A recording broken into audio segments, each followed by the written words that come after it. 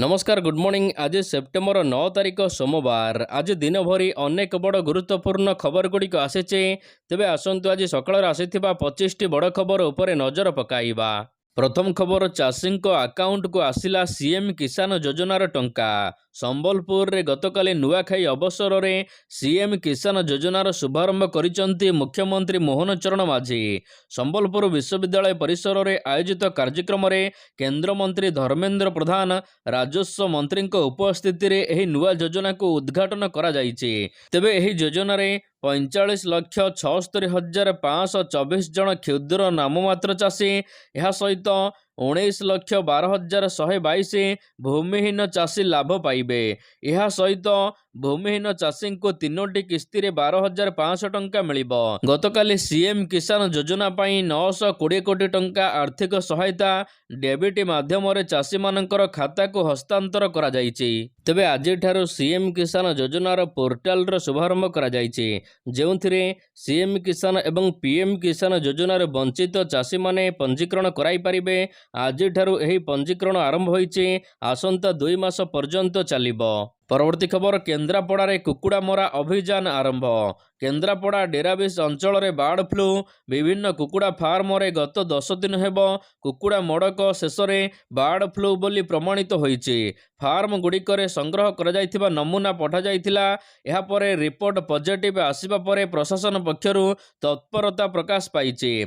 प्राणी संपद विभागर एक टीम बालिया गाँव में पहुंची विभिन्न संक्रमित कुकुड़ा को विशोधन करिसंती। फार्म रे थिबा उभय जीव एवं मृत जीव गुड़ी को संग्रह करा जाई गात खोली पोती दिया जाइछि। कुकुड़ा चाषी माननकु सुरक्षा संपर्क में सचेतनता वार्ता दिया जाइथिला। एही काम रे 14 गोटे टीम सामिल अछंती। बालेश्वर मयूरभंज रे 12टी एवं केन्द्रापड़ा रे 2टी टीम सहित अभियान चलीचे। द्वितीय पर्याय रे टीम संख्या वृद्धि कराजिबो बोली जणा पड़िछि। परवर्ती खबर, आसिला दुर्गा पूजा गाइडलाइन।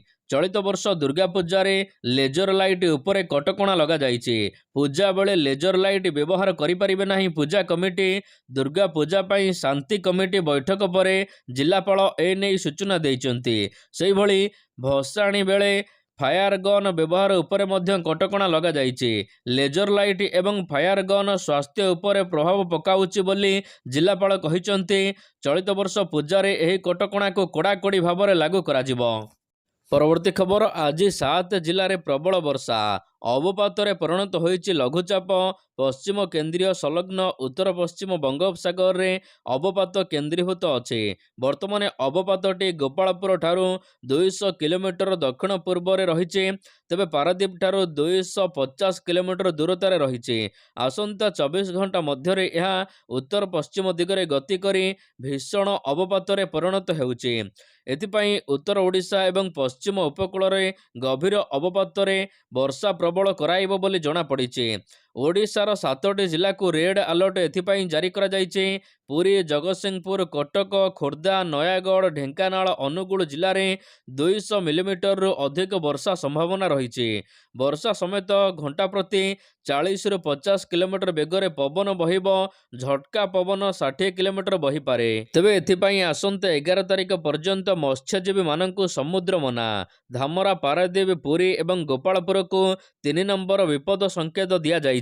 परवर्ती खबर, कोरापुट जिले में प्रबल वर्षा भांगिला घर द्वार। राज्य में वित्पात आनिछि वर्षा, बेहाल होइछि कोरापुट जिला। भांगिछि घर द्वार, बुड़ी जाइछि चाष जमी। गतकाली रातिर लघुचाप जनित लगाण वर्षा जारी रहिथिबारु बिरी एवं कोलाब नदी रे बन्या पानी आसिबारु बैपारीगुड़ा, कुंदुरा यह सहित कोरापुट ब्लॉक रे सीधा सड़क प्रभाव पकाइछि। कोरापुट जिले में वित्पात आनिछि लगाण वर्षा। रास्ता, घर, चाष जमी जुआड़े देखिबे खाली पानी आउ पानी। कुंदुरा ब्लॉक दिगापुर पंचायत रे चाषी फसल रे पानी पशिछि। आंठुए पानी रे बुड़ी रहिछि एकर एकर चाष जमी। रास्ता घाट मध्य दिसुनी। कोलाब एवं बिरी नदी रे बन्या जल आसिबा फल रे प्रभावित होइछि 3टी ब्लॉक बैपारीगुड़ा, कुंदुरा एवं कोरापुट। परवर्ती खबर, आज ठारू भितरकनिका रे पक्षी गणना। विश्व प्रसिद्ध भितरकनिका जातीय उद्यान रे आजिठारु 13 तारिख पर्यंत पक्षी गणना कराजिबो। एथिपाई वन विभाग पक्षरु व्यापक प्रस्तुत करा जायछि। वर्षा ऋतु आरंभ रे देशर कोण अनुकोणरु एवं विदेशी पक्षी माने एठारे आसी वंश विस्तार करिथांती। भितरकनिका जातीय उद्यान को अनेक पक्षी आसीथांती। वन विभाग पक्षरु पक्षी गणिबाकु 3टी दल गठन करा जायछि। प्रति दल रे 5 जण लेखाए वरिष्ठ वन अधिकारी अछंती। तेबे पक्षी समूह पाई भितरकनिका 2002 मसीहारे रामसर साइट मान्यता पाइथिला। परवर्ती खबर नवेम्बर मासरू जिला बुलिबे नवीन। आसंता नवेम्बर मासरू जिला बुलिबे नवीन पट्टनायक।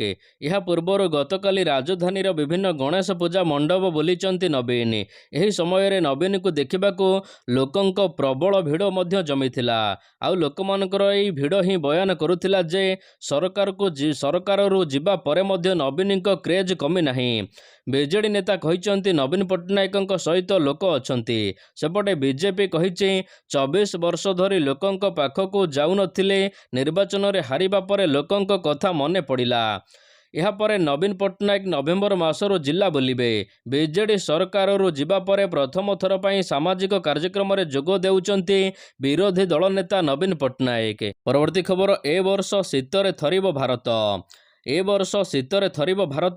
जेउ भली भाबरे वर्षा होइछि सेउ भली भाबरे शीत मध्य बढ़िबो। ए नै पाणीपाग विभाग पूर्वानुमान करिछि। सेप्टेम्बर मासरे ला लिन प्रभाव रे एबे भूपृष्ठर तापमात्रा तीव्र ह्रास पाइबो। वर्षार परिमाण बढ़िछि। ला लिन प्रभाव रे एबे शीतर परिमाण मध्य देश रे वृद्धि पाइबो। ला लिन पाई जलवायु रे बड़ परिवर्तन हेबो। भीषण ठंडा अनुभूत हेबो देश रे। परवर्ती खबर जलापोर्ट डैम रे खोलिला 5 गेट। 2 दिन लगाण वर्षा जोगु चलित वर्ष प्रथम थर पाई जलापोर्ट डैम रो 5टी गेट खोलिछि।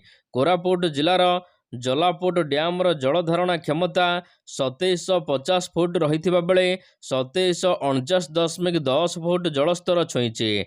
डैम रे 2000 क्यूसेक पानी प्रवेश करुथिबा बेले जलापोर्ट स्विच गेट एवं अन्यान्य 6टी गेट देइकिनी एबे 2000 क्यूसेक जल मध्य छड़ा जाउछि बाहरको। सेहिपरि माछकुंड जलविद्युत प्रकल्प रे मध्य 3टी गेट खोला जाइछि। जलभंडार रे जलस्तर वृद्धि विपद संकेत छुईबा परे 3 नंबर 5 नंबर 7 नंबर गेट खोली 13000 क्यूसेक बन्या पानी बाहरको छड़ा जाउछि। परवर्ती खबर ओडिशार डबल इंजिन सरकार ओडिशार उन्नति पाई प्रतिबद्धता कहिले धर्मेंद्र प्रधान। ओडिशा रे जनादेश स्वीकृति पाइथिबा बीजेपी सरकार बहुत कम समय मध्यरे अनेक जन कल्याणकारी योजना को कार्यकारी करुछि। गरीब चाषी महिला युवक पछुआ वर्ग तथा सबु वर्गर उन्नति पाई डबल इंजिन सरकार प्रतिबद्धतारे रहिछि। रविवार दिन संबलपुर ठारे नुआखाई अवसर में मुख्यमंत्री मोहन चरण माझी सीएम किसान योजना आरंभ करा जायछि। एही अवसर में केंद्र मंत्री धर्मेंद्र प्रधान यह कहिसंती।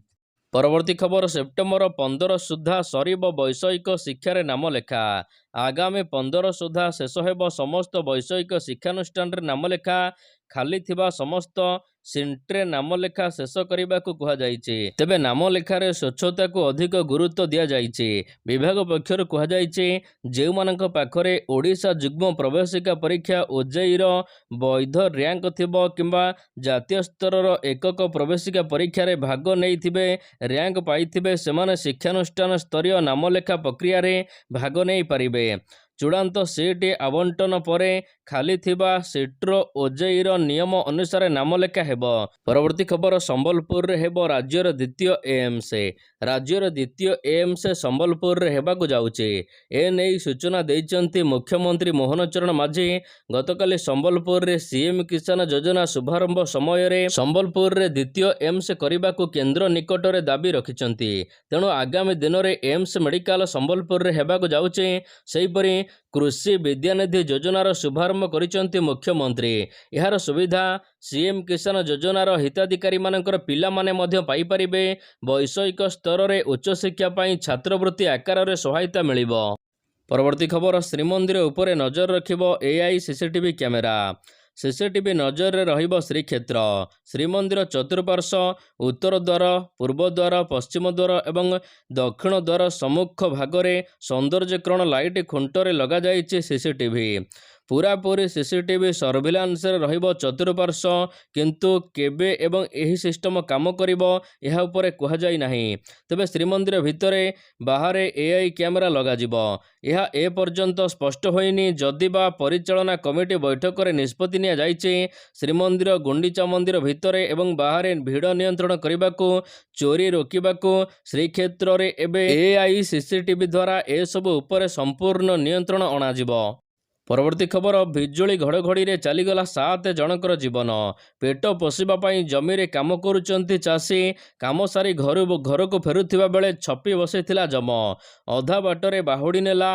रास्तार बिजुली मारिबारु टली पड़िचंती 7 जन चाषी। 7 जन चाषींकर मृत्यु होइथिबा बेले 3 जन आहत होइथिबा जणा पड़िछि।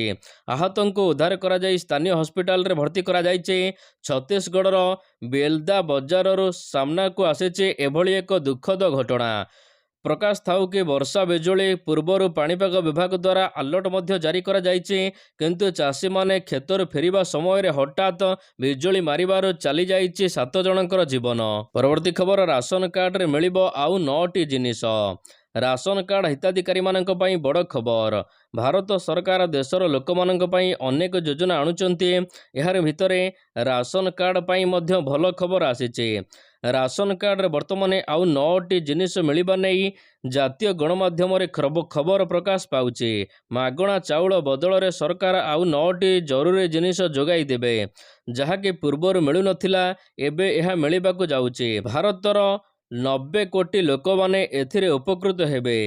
एणिकी राशन कार्ड रे मिलिबो गहम डाली चना चीनी लुण सोरिष तेल अटा सोयाबीन एवं मसला। लोकंकर स्वास्थ्य सुधारिबाकू ए सब जिनिस दिया जिवो। परवर्ती खबर 2000 टंका पर्यंत पेमेंट उपरे लागि पारे जीएसटी। एबे डेबिट कार्ड किंबा क्रेडिट कार्ड रे पेमेंट करिबा महंगा होई पारे।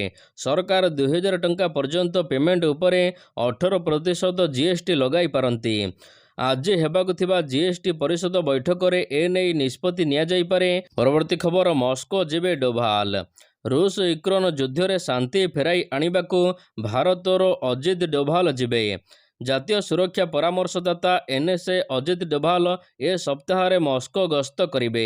मस्को जाई सेठारे रूसियार प्रतिनिधिंक सहित आलोचना करिबे। एहा परे यूक्रेन जाई सेठी मध्य काउंटर रिपोर्ट सहित द्विपाक्षिक आलोचना करिबे बोली अंतर्जातीय गणमाध्यम रे खबर प्रकाश पाइछि। एही दुई देश मध्य रे युद्ध रे विराम एवं शांति फेराई आनिबाकू भारत मध्यस्थी करुछि। प्रधानमंत्री नरेंद्र मोदी 2 सप्ताह तले रूस एवं यूक्रेन गस्तरे जाइथिले। सेठारे राष्ट्रपति व्लादिमीर पुतिन एहा सहित उपराष्ट्रपति जेलेन्स्की सहित मध्य आलोचना करथिले। एहा परे भारत चीन एवं ब्राजिल युद्ध परिस्थिति रे शांति फेराई आनिबाकू खबर सामना को आसुछि। परवर्ती खबर आफ्रिका को गला चाउल और मका। उत्कट मरुड़ीर सामना करुछि आफ्रिका। खाद्य पाई डहल विकल हेउचंती लक्ष लक्ष लोक। देश रे खाद्य भंडार सरी जाइछि। ए परिस्थिति रे दुर्भिक्ष पीड़ितांको आफ्रिका को सहायतार हाथ बढ़ाइछि भारत। भारतरो 3 आफ्रिकीय देश को खाद्य शस्य पठा जाइथिबा सूचना दैचंती वैदेशिक व्यापार मंत्रालयर मुखपात्र रणधीर जसवाल। जिम्बाब्वे एहा सहित मालवे एवं जाम्बिया को खाद्य शस्य पठाइछि भारत। जिम्बाब्वे मालवे को मानवीय सहायता सहित 1000 मेट्रिक टन चाउल पठाई जाइछि भारत द्वारा। एहा सहित जाम्बिया को 1300 मेट्रिक टन मका पठा जाइछि। नाभा शोभा बंदरରୁ जाम्बिया को 1000 टन चाउल पठा जाइछि। परवर्ती खबर भारत में बढ़ुची साक्षरता। प्रतिवर्ष 8 सेप्टेम्बर रे अंतर्जातीय साक्षरता दिवस पालन हुए। यह हेउची व्यक्तिगत सामाजिक विकास तथा देश तथा विश्वर आर्थिक प्रगतिर गुरुत्व को दर्शाइबाकू विश्वस्तरीय पदक्षेप निया जाए। यह एक स्मारक भाव में कार्यकारी करे। साक्षरता केबे एवं केते अधिकार मनुष्यर दारिद्र्य तथा असमानता दूर करने को साक्षरता निहाती जरूरी। यह लोकों निकट में पहुँचा जाए। तेबे भारत में साक्षरता हार दिनकू दिन बढ़िबारे लागिछि। भारत में साक्षरता दृष्टि पुरुष एवं महिला मध्य ପାର୍ଥକ୍ୟ ଅଛି, ଯେଉଁଥିରେ ପୁରୁଷଙ୍କ ସାକ୍ଷରତା ହାର 82.14% ଥିବାବେଳେ ମହିଳାଙ୍କ ସାକ୍ଷରତା ହାର ମାତ୍ର 64.46% ରହିଛି। ମହିଳାମାନଙ୍କ ମଧ୍ୟରେ ସାକ୍ଷରତା କମ୍ ହେବାର କାରଣ ହେଉଛି ପରିବାର ଏବଂ ଜନସଂଖ୍ୟା ବିଷୟରେ ସୂଚନା ଅଭାବ। ପରବର୍ତ୍ତୀ ଖବର, ଏକାଠି ନିର୍ବାଚନ ଲଢ଼ିବେ ଆପ୍ ଓ କଂଗ୍ରେସ। ହରିୟାଣା ବିଧାନସଭା ନିର୍ବାଚନରେ କଂଗ୍ରେସ ଏହା ସହିତ ଆମ୍ ଆଦମୀ ପାର୍ଟି ମେଣ୍ଟ କରିବେ, ଏହାକୁ ନେଇ ଏପର୍ଯ୍ୟନ୍ତ ଲାଗି ରହିଥିବା ସନ୍ଦେହ ଦୂର ହେବାକୁ ଯାଉଛି। ଖୁବ୍ ଶୀଘ୍ର ମେଣ୍ଟକୁ ନେଇ ଉଭୟ ଦଳ ଘୋଷଣା କରିବାର ସମ୍ଭାବନା ରହିଛି।